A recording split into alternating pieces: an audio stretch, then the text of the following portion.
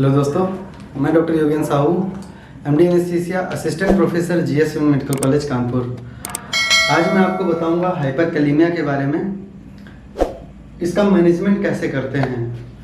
तो हाइपरकैलेमिया का जैसे मतलब है कि हाइपर मतलब ज़्यादा पोटेशियम ब्लड में है। तो ज़्यादा कब है? जब 5.5 मिली इक्विवेलेंट पर लीटर से ज़्यादा है, तभी हम बोलेंगे कि हाइपरकैलेमिया है।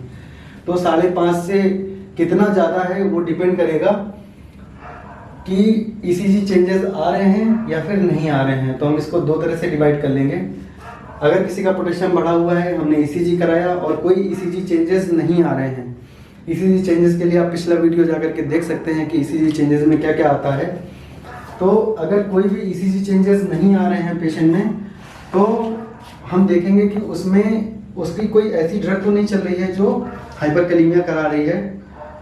उस ड्रग को हम अगर स्टॉप कर सकते होंगे तो स्टॉप कर देंगे या फिर उसकी डोज कम कर देंगे। अगर नहीं स्टॉप कर सकते होंगे तो डोज कम करके उसमें डायरेटिक चला देंगे, जिससे कि पोटेशियम उसका कम हो जाएगा, और डाइट मॉडिफिकेशन कर देंगे, उसका पोटेशियम कंटेनिंग डाइट जो है वो कम कर देंगे। इसके बाद अगर पेशेंट को थोड़ा सा पोटेशियम और ज़्यादा है लेकिन ईसीजी चेंजेस नहीं आ रहे हैं, तो हम क्या करेंगे, उस पोटेशियम को और बढ़ने से रोकने के लिए आईवी इंसुलिन ग्लूकोज दे देंगे। आईवी इंसुलिन ग्लूकोज जो हम देते हैं, तो इसको देने का तरीका होता है कि हम 10 यूनिट इंसुलिन लेंगे। हमने 10 यूनिट इंसुलिन ले लिया, इसको 500 ml जो D10 होता है, डेक्सट्रोज 10% जो होता है, उस पर हमने इसको मिला दिया और ये ड्रिप चला दी। जब हम ये ड्रिप चलाते हैं तो ये ड्रिप क्या करती है, ये हमारे पोटेशियम को, ये इतनी ड्रिप 10 यूनिट इंसुलिन और ये लगभग 1 मिली इक्विवेलेंट हमारा जो है पोटेशियम को कम करती है। ये डिक्रीज करती है 1 मिली इक्विवेलेंट। इसका मतलब है अगर किसी का पोटेशियम 6.5 है और हमने ये ड्रिप चला दी है, तो उसका पोटेशियम कितना हो जाएगा, वो पोटेशियम इसका हो जाएगा 5.5, मतलब 1 मिली इक्विवेलेंट वो घट जाएगा। इसके बाद हम क्या करते हैं कि ये बीटा-2 एगोनिस्ट होते हैं। बीटा-2 एगोनिस्ट में आपका सल्ब्यूटामॉल आता है, एल्ब्यूटेरॉल आता है। तो ये हम ड्रग देंगे तो उससे भी उसका पोटेशियम कम होगा। डायरेटिक देंगे जिससे कि पोटेशियम एक्सक्रीट हो जाएगा। अगर फिर भी ये बढ़ा हुआ रहता है तो हम पोटेशियम बाइंडिंग रेजिन्स देते हैं। पोटेशियम बाइंडिंग रेजिन में हम क्या करते हैं कि उनको ओरली देते हैं।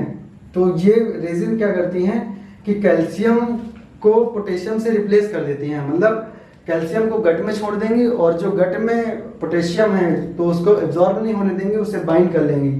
तो इस तरह से ये पोटेशियम बाइंडिंग रेजिन काम करती हैं। ये जो बाइकार्ब होता है, सोडा बाइकार्ब, इसका हाइपरकैलेमिया के ट्रीटमेंट में कोई रोल नहीं होता है, ये ध्यान दीजिएगा। कोई रोल इसका हाइपरकैलेमिया के ट्रीटमेंट में नहीं होता है। लेकिन चूंकि जब पेशेंट सीवियर मेटाबॉलिक एसिडोसिस में होता है तो H+ आयन सेल के बाहर बहुत ज़्यादा होते हैं, तो उनको कंपनसेट करने के लिए जो पोटेशियम होता है, तो वो पोटेशियम बाहर आ जाता है, जिसकी वजह से हाइपरकैलेमिया होता है। तो हम एसिडोसिस को करेक्ट करने के लिए हम बाइकार्ब देंगे, ना कि हाइपरकैलेमिया के लिए। अगर उसके बाद भी ये बढ़ा रहता है और इन सब सारी चीज़ें हमने करके देख लिया फिर भी नहीं है, तो लास्ट ऑप्शन हमारे पास हीमोडायलिसिस होता है, जिससे हम पोटेशियम को कम करते हैं। दूसरी चीज़ है, अगर पेशेंट में ईसीजी चेंजेस आ रहे हैं और पेशेंट सिम्टोमेटिक है, तो हम क्या करेंगे, ऐसे पेशेंट को हम कैल्शियम क्लोराइड या कैल्शियम ग्लूकोनेट देते हैं। ज़्यादातर हम लोग कैल्शियम ग्लूकोनेट को प्रीफर करते हैं क्योंकि इसे हम पेरीफेरल दे सकते हैं आईवी लाइन से, और ये पेनफुल नहीं होता है, जबकि इसे हमें सेंट्रल लाइन से देना पड़ता है क्योंकि ये पेनफुल होता है।